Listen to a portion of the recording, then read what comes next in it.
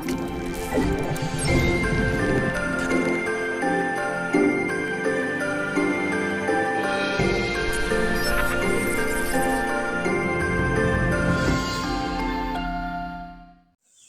Friends, welcome to our YouTube channel GCM study centres.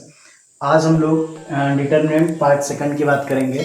Part first में हम लोगों ने बताया था what is the definition of determinant. ठीक है, डिटर्मिनेंट क्या होता है? मतलब कोई भी मैट्रिक्स हो, चाहे वो स्क्वायर मैट्रिक्स हो, उसका डिटर्मिनेंट हम लोग कैसे फाइंड आउट करते हैं।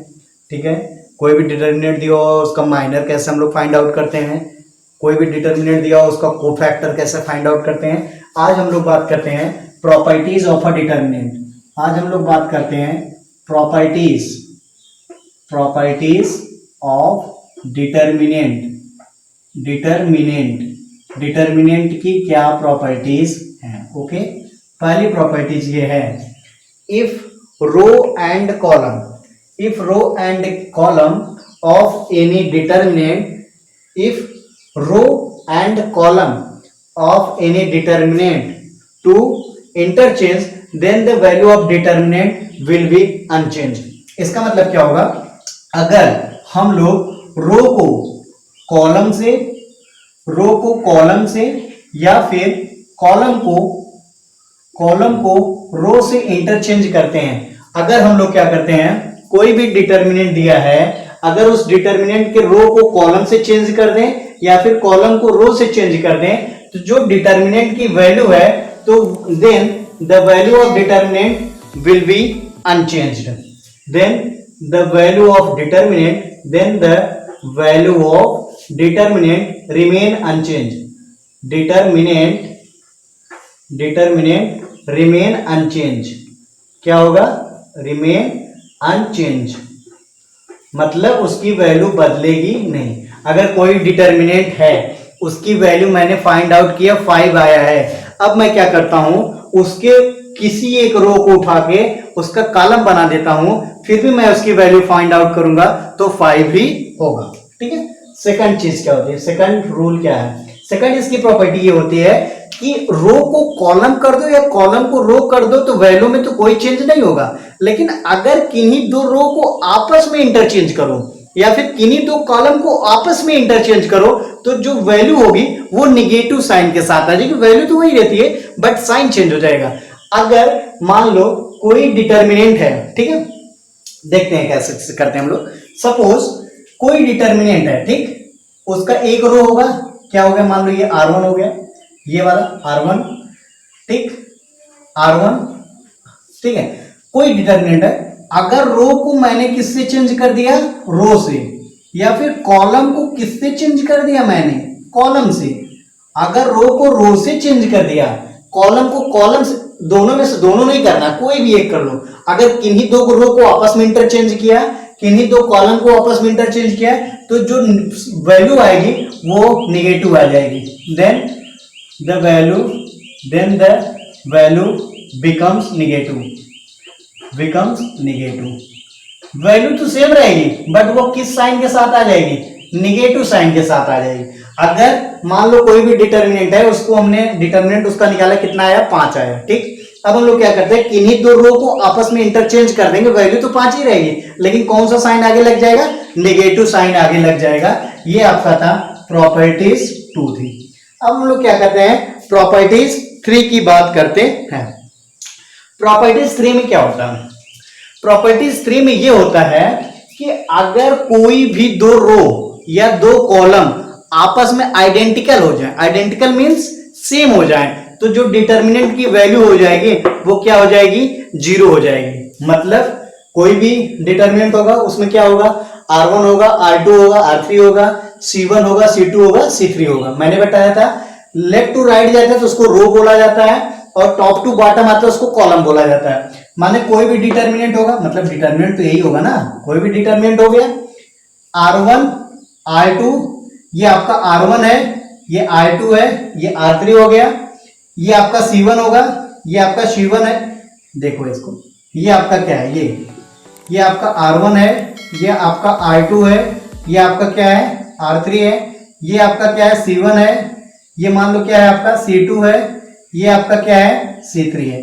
कहने का मतलब ये होता है अगर R1 या R2 आपस में बराबर हो जाए, कोई दो रो आपस में बराबर हो जाए, या तो R2 R3 आपस में बराबर हो जाए, या तो R3 R1 आपस में बराबर हो जाए, या फिर कोई दो कॉलम आपस में बराबर हो जाए, जैसे C1 C2 आइडेंटिकल हो जाए। मान लो C1 क्या है 2 2 2 है, C3 भी क्या हो जाए 2 2 2 हो जाए। ओके, या मान लो यहाँ R1 क्या होता है 3 3 3 है, R3 भी क्या हो जाए 3 3 3 हो जाए, देन इसकी वैल्यू क्या हो जाएगी, इस पूरे डिटर्मिनेंट मतलब इसकी वैल्यू क्या हो जाएगी 0 हो जाएगी।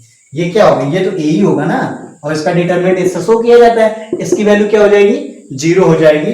अगली प्रॉपर्टी हम लोग करते हैं। ठीक, ये था प्रॉपर्टी नंबर 3। अब हम लोग प्रॉपर्टी 4 की बात करेंगे। प्रॉपर्टी 4 क्या होता है, सेम यही है।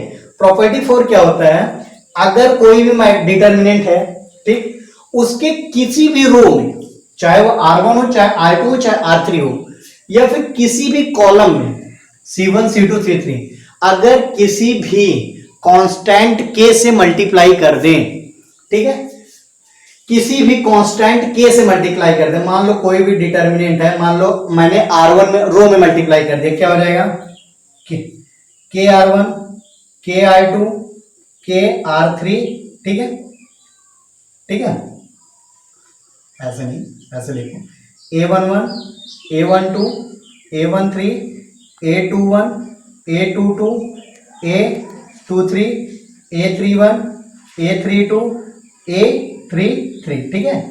ये देखो, ये आपका क्या है, पहला रो है, ये आपका सेकंड रो है, ये आपका थर्ड रो है, ये आपका पहला कॉलम, दूसरा कॉलम, तीसरा कॉलम, ठीक है।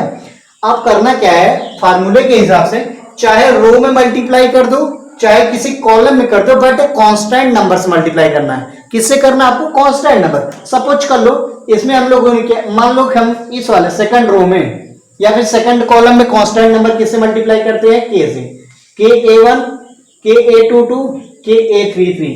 तो अब इसकी वैल्यू क्या हो जाएगी, इसकी सुनो, पहले ये था, ठीक, ओके, ये था, इसकी वैल्यू क्या थी, इसकी वैल्यू आपकी यही आई होगी ना, इसकी वैल्यू क्या आई होगी, डिटर्मिनेंट है, पहले क्या था A11 A12 A13 A21 A22 A23 A31 A32 A33, ठीक है।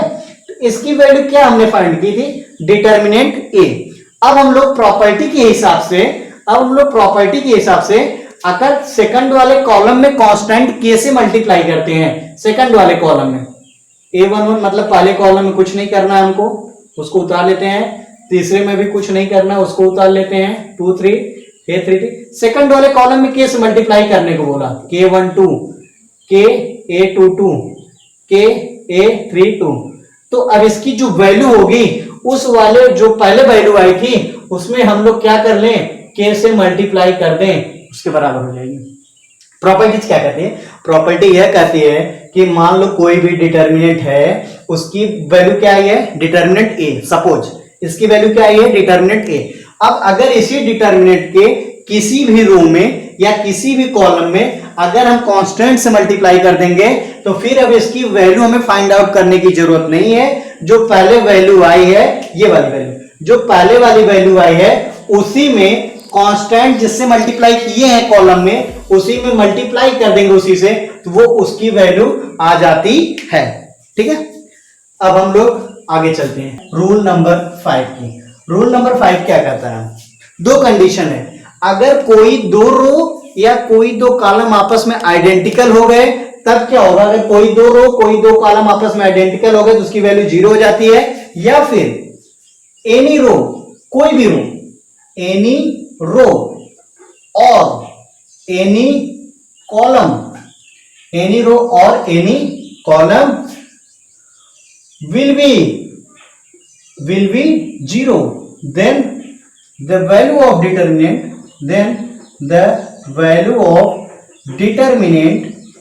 then the value of determinant must be equal to 0. It means must be equal to 0. इसका मतलब ये होता है, ओके, इसका मतलब ये होता है कि अगर कोई भी डिटर्मिनेंट है, देख कोई भी, ये डिटर्मिनेंट मान लो, ठीक है, अगर इसका कोई भी रो, चाहे ये वाला रो, चाहे ये वाला रो, चाहे ये वाला रो, या कोई भी कॉलम, चाहे ये वाला कॉलम, ये वाला, कोई भी कॉलम अगर 0 हो गया, उस पूरे डिटर्मिनेंट की वैल्यू बिना कुछ पूछे कितना होना है, 0 होना है। ये आपकी प्रॉपर्टीज नंबर क्या थी, 5 थी। ओके।